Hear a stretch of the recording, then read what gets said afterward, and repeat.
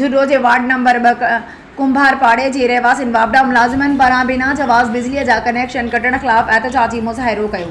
मुतासिर शहरियुनि कादिर कुंभर, वाहिद शाह, तेब कुंभर, यूसुफ कुंभर एहतजाज कंदे साफ़े नाॾो दाईंदे छो त जुडो वापडा जे लाइन सुपरीडेंट गुलाम ज़ुबैर आरां बिना कंहिं जवाज़ जे असांजे पोल तां LT कटे छॾी आहे।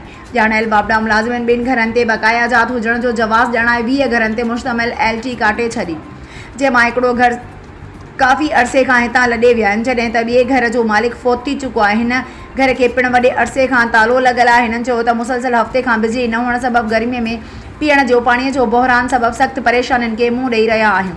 ॼाणायल वापडा मुलाज़िम मुख़्तलिफ़ इलाक़नि में समय ख़ैर क़ानूनी कनेक्शन ॾेई माहवार लखियूं रुपया रिश्वत वठी सरकार ऐं अवामी नाड़े जी फुरलुट करे रहियो आहे। हिननि वधीक चयो त असां ते वापडा जी का बि बक़ाया जात न आहे। असां अहिड़ियूं शिकायतूं वापडा जे आला अख़्तियारनि खे पिणु कयूं आहिनि, पर हेल ताईं को बि खड़तेल नाहे निकितो। हिननि हेस्को चीफ समेत ॿियनि वसवारनि खे अपील कई आहे त फौरी तौर ते बिजली बहाल करे लाइन सुपरीडेंट खे मुअत्तल करे इंसाफ़ फराहम कयो वञे, ॿी सूरत में एहतजाज जो दाइरो वधायो वेंदो। इहो साईं हिते साम्हूं ई पोल लॻल आहे, हितां खां ॼाणी वाणी LT कटी आहे। कंहिं कटी? इहो ज़ुबैर आरां लाइन सुपरीडेंट जेको आहे हुन 6 खां 7 घर असांजा टारगेट उहे जंहिंमें आउं स्टार कस्टमर आहियां हिननि जो हेस्को जो, ऐं सभु पेड जेके बिल आहिनि उन्हनि जा ॼाणी वाणी कनेक्शन जेको आहे मथां खां LT हुन कटे छॾी आहे। ऐं हाणे मुसलसल असांजी लाइन जेको LT जी जेका असां ही कटी अथनि, असांजा बिल जेके से क्लियर आहिनि। असांजी लाइट 1964 में जुॾे में आई आहे, उन खां वठी अॼु ॾींहुं तक ताईं असां ते का बि बक़ाया कोन्हे। असां इहो था चऊं वसवारनि खे त ही छो असां सां नाइंसाफ़ी कई। ज़ुबैर आरां।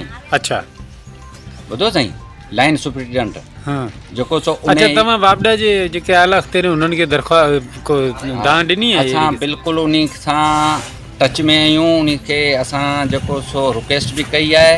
ऐं असां इहो चाहियूं था त उहे आला हुकाम अचनि हिते जुडे जी विज़िट कनि। 1 अरब खां मथे बक़ायाऊं आहिनि, असां ते का बक़ाया कोन्हे। असांजी लाइन जेको सो राह बेगुनाह जो कटी वई आहे।